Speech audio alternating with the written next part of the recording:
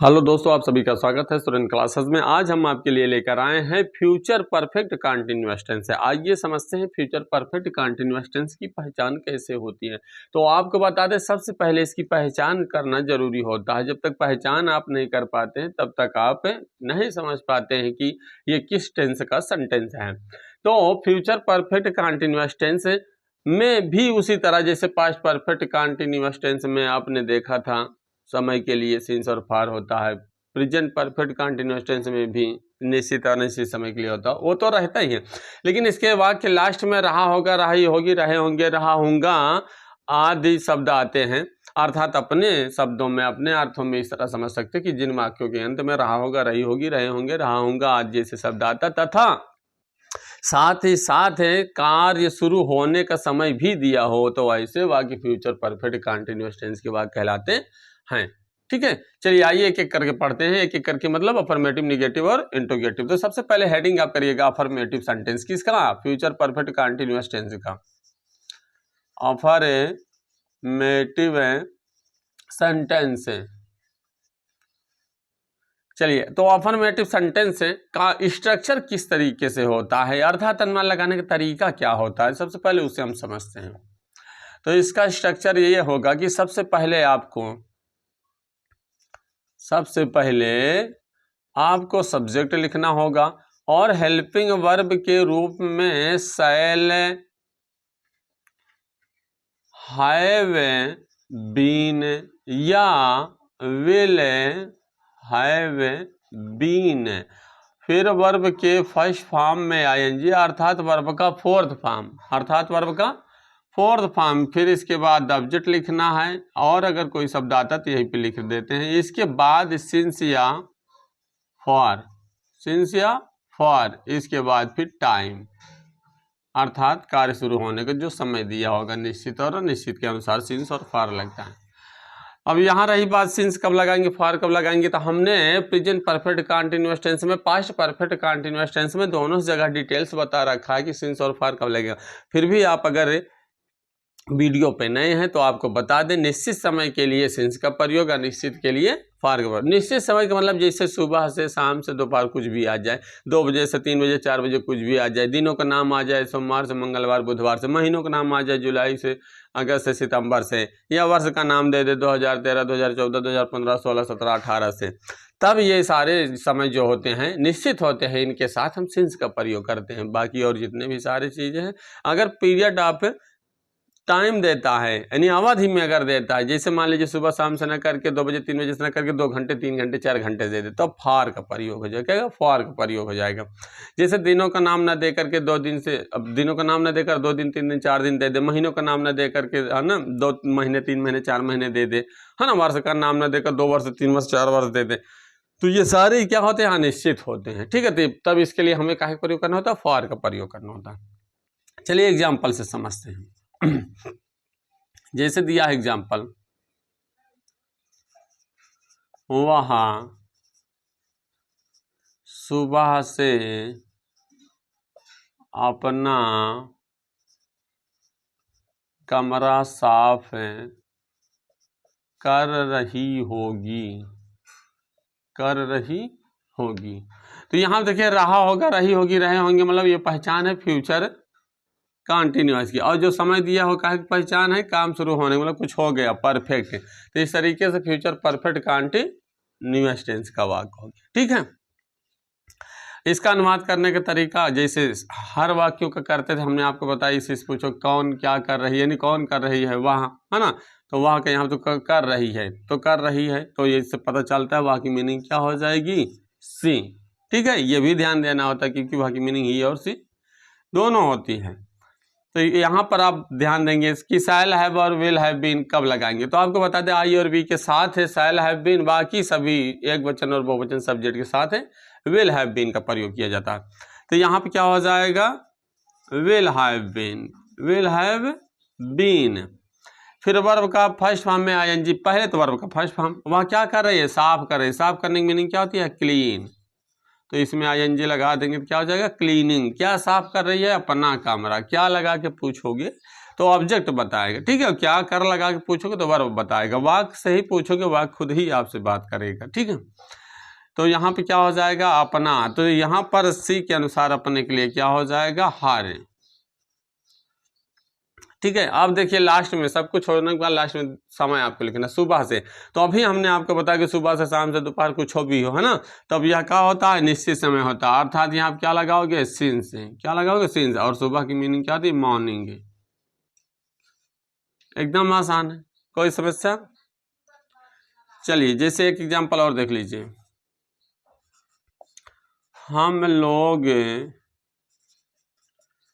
2 घंटे से, हम लोग 2 घंटे से आपके मित्र का इंतजार कर रहे होंगे। हम लोग 2 घंटे से आपके मित्र का इंतजार कर रहे होंगे। कौन कर रहे होंगे, हम लोग। तो यहाँ भावपूर्ण करने के लिए लोग दिया, इसका मतलब वी पीपल कर दें, ठीक है। इस बात को ध्यान रखना, वो थोड़ा से ऐसे भावपूर्ण करने के। तो कौन करे, हम का मतलब वी। तो यहाँ क्या हो जाएगा, वी के अनुसार क्या लगेगा, अभी हमने आपको बताया कि आई वी के साथ साल है बीन का प्रयोग करना, ठीक है। तो यहाँ क्या हो जाएगा, वी साइल हैव बीन। अब इसके बाद देखिए इसे पूछिए, हम क्या कर रहे हैं, इंतजार कर रहे हैं, है ना। तो इंतजार करने की मीनिंग क्या होती है, वेट। तो इसमें आईएनजी लगा देंगे तो क्या बन जाएगा, वेटिंग। किसका इंतजार करें, आपके मित्र का, आपके मित्र का। तो फॉर योर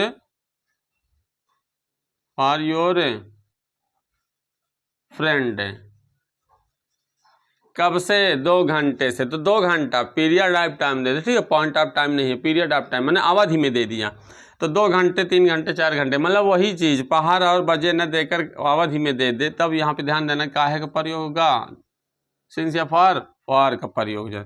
फॉर और 2 आवर होता है घंटे के, लेकिन 1 से ज्यादा, इसलिए क्या हो जाएगा, आवर्स। तो फॉर 2 आवर्स। इस तरीके से आप अनुवाद कर सकते हैं। अगर मान लीजिए इसी का निगेटिव आ जाए तो थोड़ा सा समझिएगा कि निगेटिव सेंटेंस किस तरीके से होगा। निगेटिव सेंटेंस का स्ट्रक्चर क्या होगा, देख लीजिए। अगर यहाँ पे देख रहे हैं आपकी helping verb shall have been और विल हैव बीन दी, है ना। तो इसका निगेटिव कैसे होगा, तो इसका स्ट्रक्चर कुछ इस तरीके से होगा, सब्जेक्ट होगा, फिर यहाँ पर शैल या विल होगा, फिर इसके बाद नॉट होगा, और इसके बाद हैव बीन होगा, तब वर्ब का फर्स्ट फॉर्म में आईएनजी होगा, ऑब्जेक्ट होगा, इसके बाद सिंस या फॉर होगा, तब यहाँ पे टाइम होगा। अब आप सोच रहे हैं कि इसकी helping verb shall have been और विल हैव बीन है, तो यहाँ पर कैसे अलग हो गए। तो आपको बता दो पूरे फ्यूचर की बात बता रहे हैं, ठीक है। जब भी अफर्मेटिव में कुछ भी रहेगा, हेल्पिंग वर्ब उसकी कुछ भी अफर्मेटिव में यूज हो रही हो, लेकिन याद रखना जब उसका निगेटिव या इंटरगेटिव बनाएंगे तो पूरे फ्यूचर का स्ट्रक्चर बता रहे हैं कि शैल और विल ही मुख्य रूप से हेल्पिंग वर्ब का काम करते हैं, ये हेल्पिंग वर्ब का काम नहीं करेंगे, लेकिन नाम रहेगा कि हाँ शैल हैव बीन या विल हैव बीन इसकी हेल्पिंग वर्ब होती है, ठीक है। चलिए अब यहाँ पे थोड़ा सा एग्जाम्पल के माध्यम से समझिएगा। जैसे मान लीजिए कि वे 2 बजे से खेत जोत रहे होंगे। वे 2 बजे से खेत जोत रहे होंगे। कौन, वे का मतलब दे के अनुसार शैल लगेगा, वे लगेगा, वेल, है ना, क्योंकि आई और वी के साथ शैल लगता है, बाकी सभी के साथ वेल। तो वेल। अब इसके बाद देखो थोड़ा सा रुक जाइए, वे 2 बजे से खेत नहीं जोत रहे हैं। मान लीजिए यहाँ पे ये निगेटिव है, ठीक है, निगेटिव बता रहे हैं। चलिए तो नहीं जोत रहे हैं, तो यहाँ पे नहीं अगर शब्द आ जाता है तो विल और शैल के बाद नॉट लिख देना है बस। अर्थात आप समझ सकते हैं कि शैल हैव और विल हैव के बीच में नॉट हो गया, बीन अपनी जगह पे रहेगा, ठीक है। तो आप जिस तरीके से समझ सकते हो, पर मेरा कहने का मतलब यही है कि शैल और विल के बाद ही नॉट लगेगा। बाकी हेल्पिंग वर्ब जब कभी किसी अगर कोई आपसे पूछे कि इसकी हेल्पिंग वर्ब क्या होती है फ्यूचर परफेक्ट कंटिन्यूअस की, तब आप helping verb shall have been या विल हैव बीन ही बताएंगे। ठीक है, चलिए तो यहाँ पर देखिए जोतने की, तो जोतने की मीनिंग क्या होती है? प्लाउ, PLOUGH, इसमें ING जोड़ेंगे क्या हो जाएगा? प्लाउजिंग। क्या? फील्ड, यानी द फील्ड, यानी खेत। द फील्ड कब से? 2 बजे से। 2 बजे, 2 बजे हैं, तो यहाँ पे क्या है? निश्चित है। क्या निश्चित है? निश्चित है, सिंस 2 o'clock। तो निगेटिव बनाने के लिए कुछ नहीं करना, सब कुछ अफर्मेटिव ही जैसा रहेगा, सिर्फ इतना ही याद रखना है शैल और विल के बाद नॉट हो जाएगा, बाकी आप देख सकते हैं सब कुछ वैसे नहीं। ठीक है, चलिए ये बात समझ में आई। चलिए अब पढ़ते हैं इंट्रोगेटिव सेंटेंस। आइए पढ़ते हैं इंट्रोगेटिव सेंटेंस का यस या नो टाइप क्वेश्चन।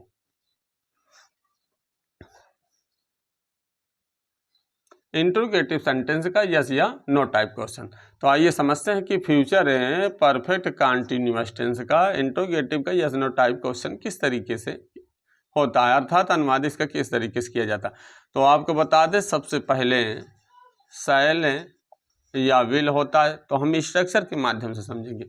फिर इसके बाद सब्जेक्ट होता है, सब्जेक्ट के बाद फिर हैव बीन होता है, फिर इसके बाद वर्ब के फर्स्ट फॉर्म में ING अर्थात फोर्थ फॉर्म होता है, फिर ऑब्जेक्ट होता है, फिर सिंस या फॉर, फिर इसके बाद टाइम होता है, लेकिन याद रहे इसमें लास्ट में क्वेश्चन मार्क जरूर होता है। ठीक है, चाहे वो हिंदी वाक्य हो और चाहे वो इंग्लिश वाक्य हो।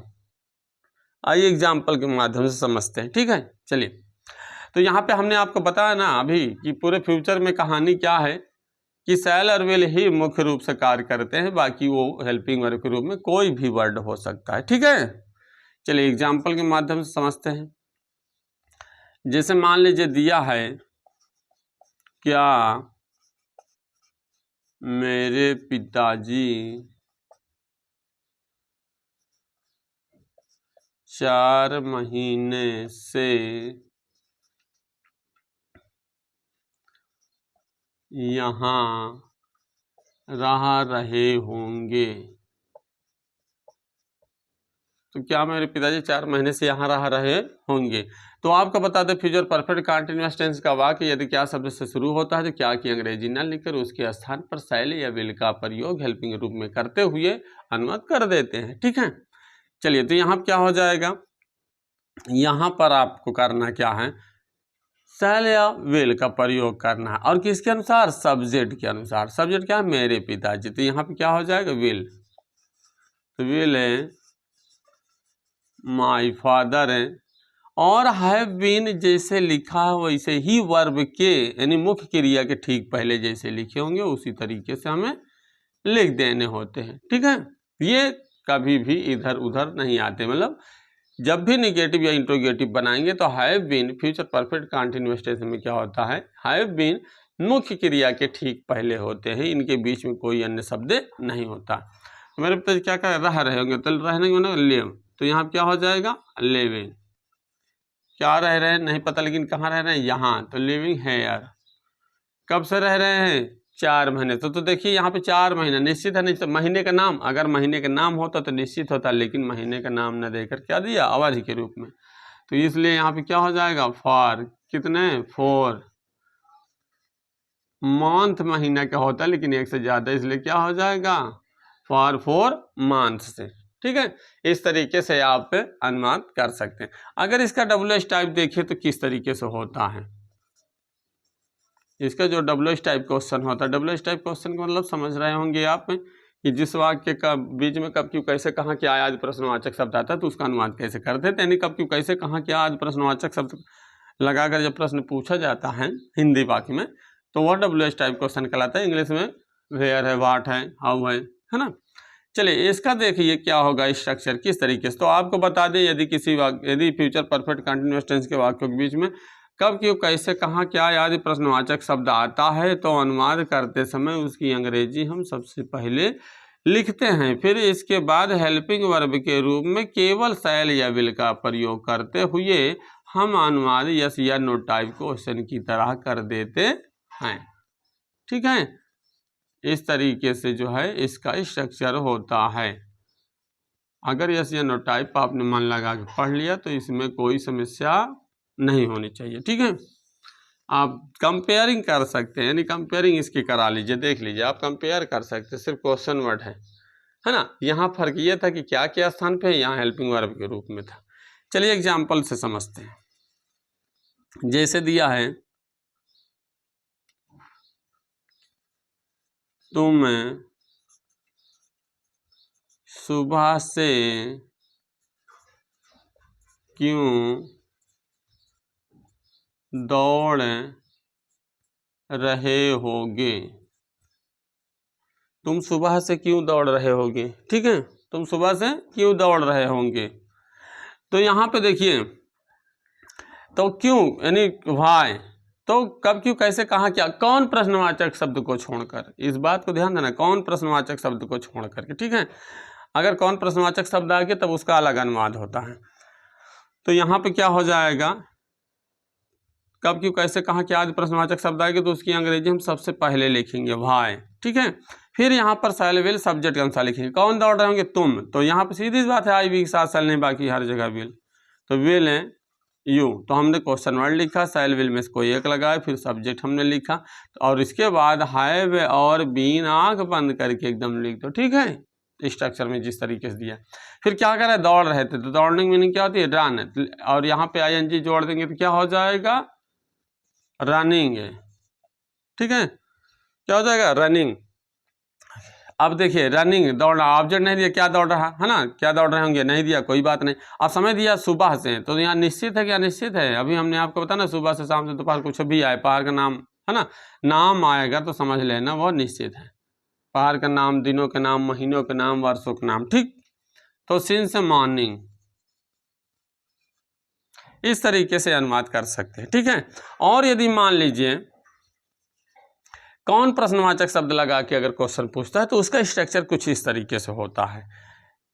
अगर कौन प्रश्नवाचक शब्द लगा के पूछा जाता है तब आपको बता दें कि कौन प्रश्नवाचक शब्द, जैसे मान लीजिए फ्यूचर परफेक्ट कंटीन्यूअस टेंस में अगर कौन प्रश्नवाचक शब्द का प्रयोग करते हुए क्वेश्चन पूछा गया तब उसका अनुवाद हम किस तरह से करते हैं, तो आपको बता दें कौन प्रश्नवाचक शब्द की अंग्रेजी हु सब्जेक्ट के स्थान पर लिखते हुए अफर्मेटिव सेंटेंस की तरह अनुवाद कर देते हैं, बस और कुछ इसमें करना नहीं होता है, एकदम ईजी है। ठीक है, एकदम ईजी है, ये थोड़ा हट के है कौन प्रश्नवाचक शब्द, इसलिए अलग से स्ट्रक्चर आप थोड़ा सा लिख के बता दीजिए। ठीक है, जैसे मान लीजिए एग्जाम्पल दिया हो,